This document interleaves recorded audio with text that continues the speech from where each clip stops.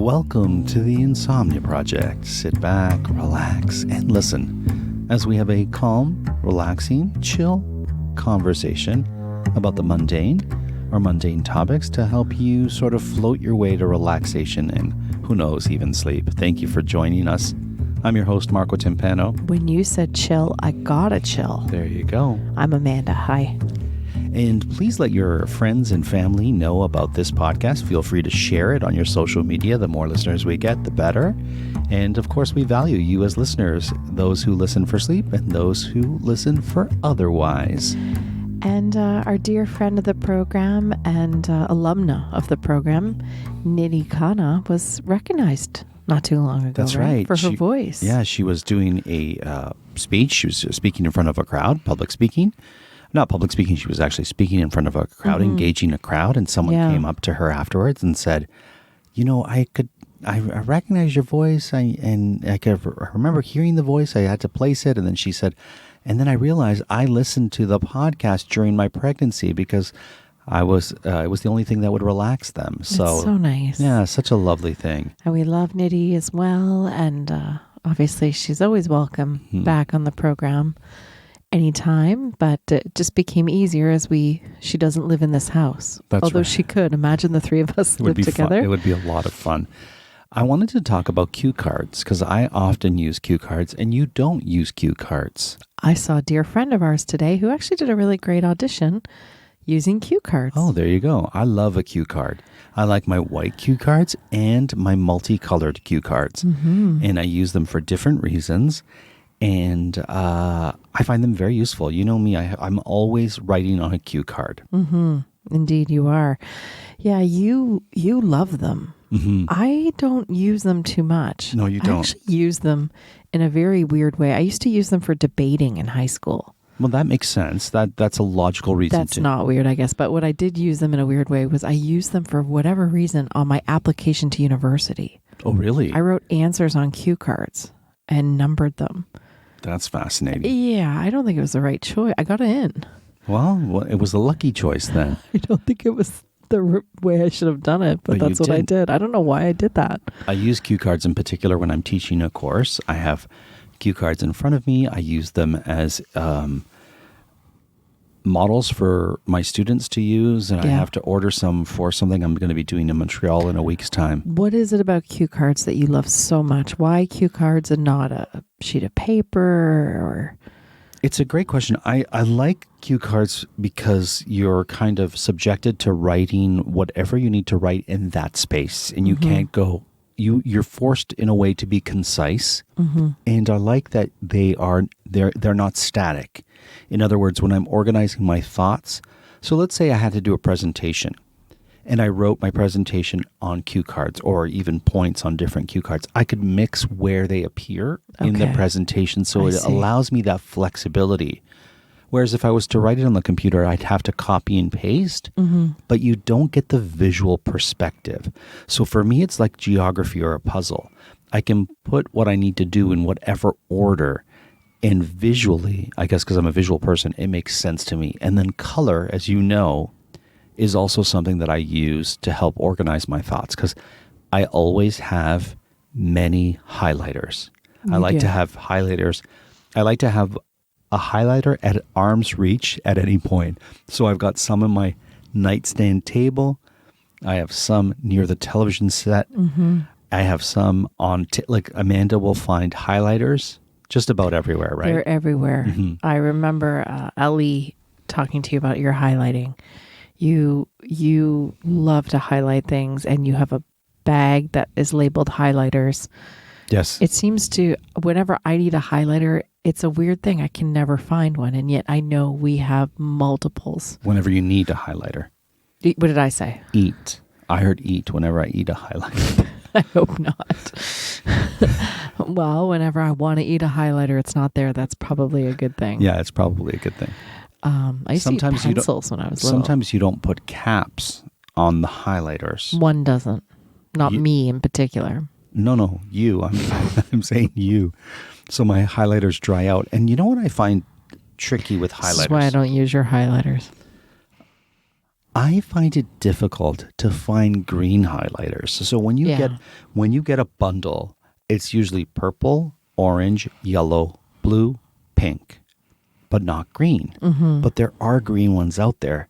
So I always covet the green ones. I didn't know this about you. Yeah, and so I'm always perplexed when I see you using the green one because I fear that my green will lose its cap and dry out. And I get my green, generally speaking, from one of the jobs we do in London, Ontario. They always have green highlighters in the rooms. I didn't know any of this. And This is so- shedding so much light onto so many aspects of my home life. Oftentimes, that green highlighter somehow gets put in my backpack and travels home with me. Right. And that's how the green highlighter appears in our home. Do you know what highlighter I am most likely to use in a if all highlighters were on the table, do you know which one I would take first? Yellow, Nope. pink, Nope. orange, I don't. How do you say? orange. Or why did you say it like that? I just said it for fun. Orange. Do you Yeah. know why? Because you worked for a company that I should have guessed it. I should have deduced it. But you worked for a company whose color was that color of orange. And so one of our promotional products, because everything was orange, the signage was orange, the banners, everything was orange. So, and all of our promotional products were that sort of highlighter orange, bright orange. And so we had highlighters. That was one of the things we would hand out, and they would say the name of the company on them. So I always had orange highlighters around because they were easy to come by there. And so when I left that company, I must have had a couple of boxes of those orange highlighters. So Sure. for me, they're the most easy to access, or my brain will say, okay, that's the cheapest highlighter. And I know that your highlighters are coveted.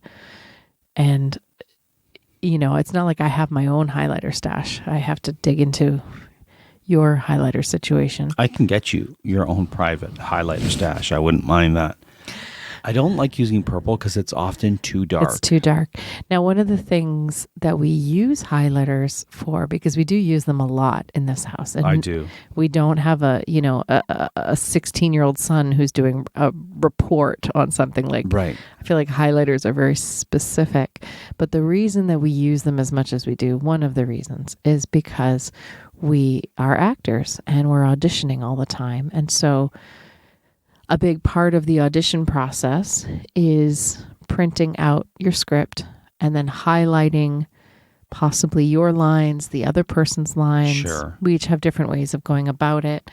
If I hand you a script and I'm playing a role and there are 2 or 3 other characters in the script, I will pick different colors of highlighter to differentiate, and I think you do the same. So if I'm reading for Sarah's going to be orange. Well, actually, the way I do it is I don't highlight Sarah at all. I'll highlight George, who's orange. I'll make John blue, and then I'll make Tammy the coveted green. Right. And that way you know to maybe do a different intonation or a different voice as we do it. And of course, most of our auditions are done at home. Right. So I'll often make notes for some of the work that we do, and I'll highlight in different colors, and I'll draw little pictures, and then sometimes you borrow my notes, and you'll see clouds and certain symbols. Yeah, which does nothing for me, but I'm glad that they help you. Mm-hmm. And yes, I borrow your notes. I feel like that was a dig. Was that a dig or just... No, I just make good notes is all I'm saying. You do make good notes. You're very organized in that way, and I'm not.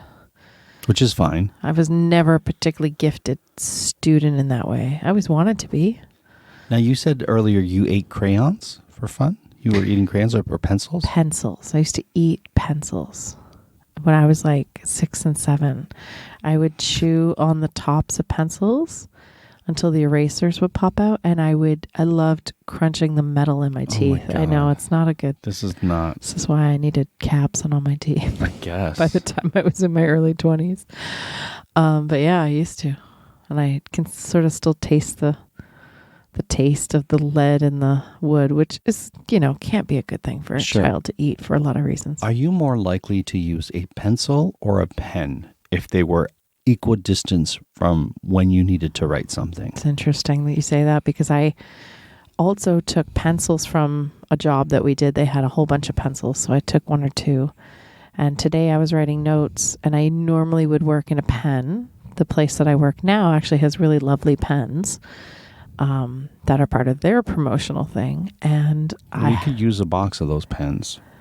yeah, they're not easy to come by. Oh, really? But I did almost take one today, and I didn't. I left it there. Oh, I like those On pens. purpose. I was like, I need to stop taking pens. No, We have a lot of those pens. No, Plenty. we don't. We really don't. We don't? No. I like those pens. Well, I noticed there's one of my favorite pens is on the floor here, and I like, oh, that's where it is. What pen is that? The highball pen. Oh, it is a nice pen. Yeah, it's on the floor right here. Our friends have a company, and the pen is like, it looks like rose gold. But I don't think you've answered my question of would you grab the pen or the pencil? What's the purpose of the writing? I don't know. You just need to jot something down. You're writing a letter to the king. A letter to the king. I don't know. You're like, what's the purpose the king. Like King Charles. Yeah. I would probably take a pen. Okay. But what I was trying to say was I actually worked in pencil today, and it was a nice change. Oh, I see. That's Okay. all. That's all I wanted to say.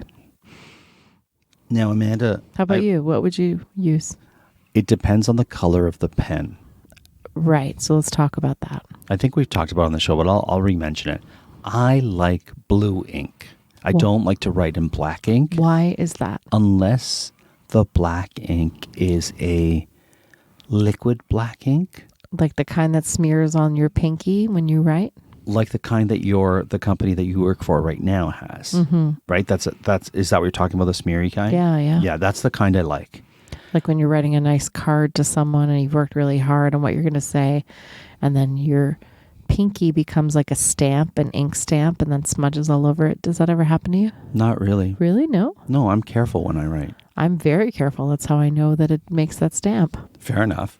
No, I like blue or purple ink, but I don't Purple? Yeah, like I like a purple. There's What purple. pen has purple There's ink? a lot of pens that have purple Planet ink. Fitness pen? Yeah, no, those are just purple. Yeah, I guess they are purple Are in they ink. purple ink? I think they are. I like a darker purple ink, but blue would be my go-to ink. Okay. I don't like to write with black ink. Would an indigo ink be your most coveted since it's purple and blue? Most definitely. Most right, definitely. Yeah, good to know. that's the ink I like to use. All right. So if it's blue, I'll use blue. If it's the liquid kind, I'll use black. I don't have a problem with that. Mm-hmm. And pencils, if it's sharp, I like to use a sharp I had pencil. a nice sharp one Yeah. today, so it was kind of satisfying, yeah. Mhm. But a dull pencil's the worst. Yeah, dull pencil's the It's worst. the worst. I also don't mind when you have to use a knife to sharpen the pencil and the lead becomes very thick. I don't do that. I guess I know what you're talking about, but I've never done that. A knife to sharpen a pencil. You've never used a knife to sharpen a pencil? No. What year is this? No. Is it 1948? No, I don't use a No, knife to man. sharpen a pencil. We always used to sharpen our pencils With a knives. knife? Yes. What kind of school did you go to? Dangerous Minds? No, we went to the Sharpen your pencils the Jets and the Sharks school. No, we School of Musical Theater. yeah, no, we had. Did you not have pencil sharpeners? We did, but sometimes you don't have time to sharpen with a sharpener. You have to use what's close at hand. And sometimes that's a knife. What? Why would you have a knife close at hand in school? No, I'm talking at home. Why would you have a knife close at hand at home, like in the kitchen? I think it's probably because are you familiar with a work pencil for like people who do like manual labor? Like an IKEA pencil? No, they're like flat pencils that like construction workers or people who work on job sites would use, and they can tuck easily. What? A flat pencil? Yeah, so it's like a pencil that's made to go behind your ear, and it's often used by tradespeople. I don't know this pencil. Yeah, so they're flat and wide. You've never seen these pencils? No. I mean, not the ones you put the leads in.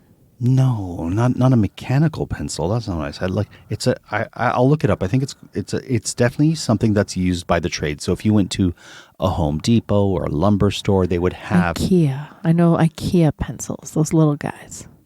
No, Also known as a mini putt pencil. golf pencil, I believe is what those are called. Oh, really? Yeah, no, these are pencils that are used. Aren't they at bowling alleys too? Bowling pencils? I guess any place where you need a pencil to fill in a form of some sort, and they don't want to go through. They just want little ones. Yeah. So it's a pencil that is wide and flat. I can't picture this at all. And I'm fascinated that there's a whole world of pencils I didn't know about. Yeah. For the trades, apparently. Yeah, I'm trying to look it up, and you're asking me questions. So it's a pencil, and anyways, so a tradesperson would have that pencil, right? Okay, do you want me to look it up? Yeah, look it up. And they wouldn't be able to sharpen it with a sharpener, because how do you sharpen a flat, wide pencil? Oh, sure, right? yeah. And they're likely to have some sort of knife, whether that be an X-Acto knife or a carpet cutting knife or a vinyl knife. I don't know, whatever knife one might have. Carpenter pencil? Yeah, maybe it's a carpenter pencil. Can you show me what it looks like? It just looks like Yeah, a that's stick. that's I've it. never seen this before. A carpenter pencil. Thank you. I was saying tradesperson pencil. But I mean, you're not wrong. I've just never seen this. So just picture it. You could put it behind your ear, and it's not going to fall like a round pencil will fall out of your ear. Do you know how much one carpenter pencil is? No, I'm curious. $68. No, that's impossible. That must be a box of them. There's no way one carpenter pencil is $68. Oh, yeah. It's a pack of 72. Okay. I was like, wow, what a coveted pencil. So my dad always had those pencils. Right, of course. And he would sharpen them with a knife. Okay. And so when I was a kid and I was like, I need my pencil sharpener. Mm-hmm. He'd be like, come here, kid. Yeah. And I got my pencil knife. And he would use a knife, whatever. No, usually it was like a pretty big knife from the kitchen. Your dad was so handy, and mine was so not. There you go. So He tried, but... I take it your dad did not use a carpenter's He did not. pencil. I don't even know if he would have known where the pencil sharpener was. Okay. So no, I mean, but actually my dad used pencils at work. He would make charts to chart growth. Okay. Kind of like he would, what we would picture as a sort of normal Excel spreadsheet. I remember he would have the graph paper Right. and he would make it himself. Oh, wow. And do it all by hand, charting the growth of different products and things like that and how they did from month to month. He had this huge big chart that he made, and that was all in pencil. Now that I think about it. Have you ever used a wax pencil? I don't think so. What would you use that for? So wax pencils, do you know what a wax pencil is? I don't think so. So a wax pencil, if I'm not mistaken, were those pencils that you could peel the rind of it. Oh, yeah. Like a peely pencil thing. Like a peel, and the... It's almost like a wax crayon, really. Yeah. And the lead that was inside it was soft. It wasn't a lead. It was like a crayon. Yeah, it was kind of waxy, right? Yeah. And I feel like it was used to write on certain surfaces, like on really? wax paper. I think like that's what butchers would use to write on butcher paper. Really? And listen, I could be wrong. Don't, take it with a grain of salt, but that's what I remember. Get wax. it? Butcher, grain of salt. Yeah. And then did you ever see the kind of chalky thing that seamstresses or tailors use when they're marking clothes? Is that also one of those things that you can peel back? No, it's more like a bar, like a thin bar of soap, let's say, but like hand size. Kind of reminds me of... Isn't it just chalk? When you go to a hotel and you get the thin bars of soap that they give, that's what it reminds me of. But I think it was made of a... I want to say... Talc? No, I think it was made of chalk, like you said. Okay. A chalk bar? Do you know what I'm talking about, though? Like what that is? I always think of chalk, but maybe it's not chalk. No, I think it is chalk. But it's a certain type of... I remember it being... I don't really... I mean, I also didn't go to a lot of seamstresses growing up. A little bit. It feels like you grew up in the 30s. You're Yeah, well, my grandmother, it seems like I'm You're bringing, like, you know what cobblers use?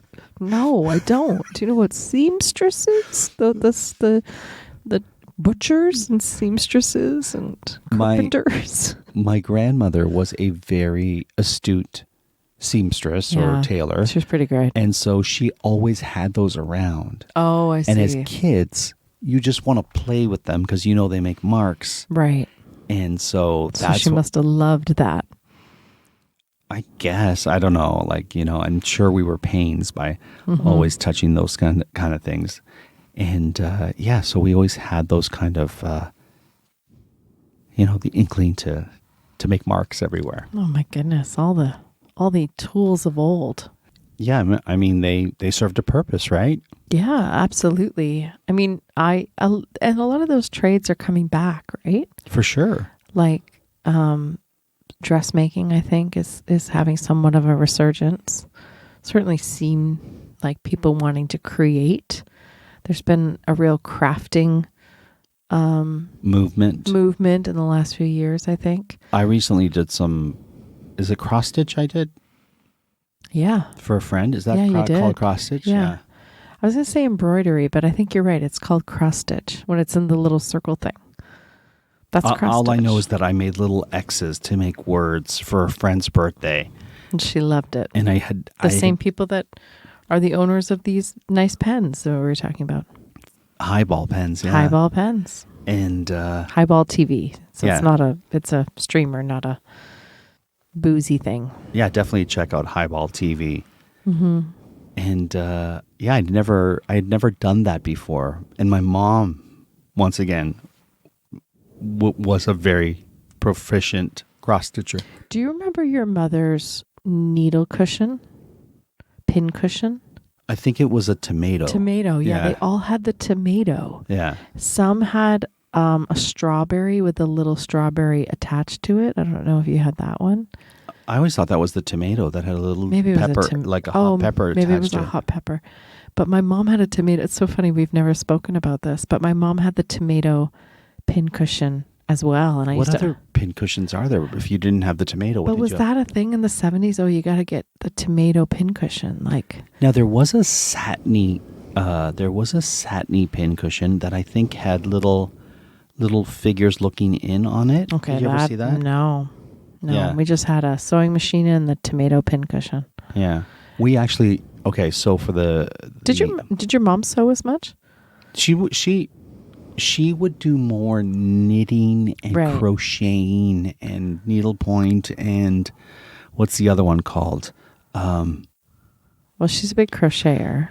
Crochet and knits and things like that. See, my mom would make pillows. Right. So she'd make pillow covers. When she got bored of her pillows, she'd just buy some fabric, cheap fabric, and she'd buy good fabric on sale, always. And she'd make pillows. She always was making curtains. My mother makes new curtains like every 3 years, I swear. Yeah, and we got some of her curtains. Yeah, she's always making curtains. And we used them really. They were the perfect size for one of the sliders up at our cottage. And then I washed them, and I didn't realize you're not supposed to wash, and I shrunk them. Yeah, they're usually dry clean only. I didn't realize. But you know what? Those curtains, those particular ones, it bugs her that we use them because they don't have the proper backing on them. Because she made them for a condo that she was renting with my dad for a very short time in Tennessee. Right. But that's how much my mom makes curtains, that they were in a condo for 3 months or whatever it was. And she still was like, okay, you know what? We need specific curtains. So she made curtains, but she never put a backing on them because they were more just temporary and for show. But we took them and we put them, we used them, and they should have like a thicker backing to them. But anyway, they don't. So I've never been good at making curtains, but my mom always says, "Oh, I'm not a seamstress. I'm not a seamstress." I guess her mother was. Right. That's the thing, right? Back in those days, you had to be. Sure. I recently sewed a button on my shirt. You did yesterday. And, I couldn't find thread. Mm-hmm. So I had to use some embroidery thread for the button. Well, that's the other thing. When you actually need to do and it really is just sewing a button or maybe sewing a hem into Sure. pants if you're feeling a bit ambitious. For me, maybe darning a sock if you really like a pair of socks and there's a hole that's happened. Have you ever darned a sock? I think I have, but I remember seeing people darning socks, and I don't know if it was my grandmother or my mother or who it was, but they would take a light bulb and put it in the sock so that have you never seen that? So you could darn the sock where the hole is because the light bulb, smart though. Yeah, would allow the hole to be visually present, I guess, for you. Interesting. Yeah, I've seen that before, which I always thought was kind of neat. But what I was going to say is, like, I used to, when I moved in here, I had a little box of buttons, some thread, some needles. Like, Sure. I had that. I don't even have that anymore. I don't even know where that went. I know where there's a box of buttons. I just found it. There's so many buttons. I thought the thread would be there. But was it my box or yours? No, it's my box. Oh. But I'm wondering if your buttons made it to my box. They must have, because I don't think I have them anymore. I don't know. Well, because I don't. It's a good reminder, though, that it's time to clean when you don't know where that random box of buttons is, or when you need to sew a button and you realize the only thread you have is either from a hotel sewing kit, right, which is often the case for and me that's not these good days. Quality thread. No, but sometimes you don't care. You It's just the want to thread get the you button. need in a pinch. Yeah. Or in your case, an embroidery kit from a friend. But it's true. We don't. Sewing has always been a thing I wanted to get into and never quite did.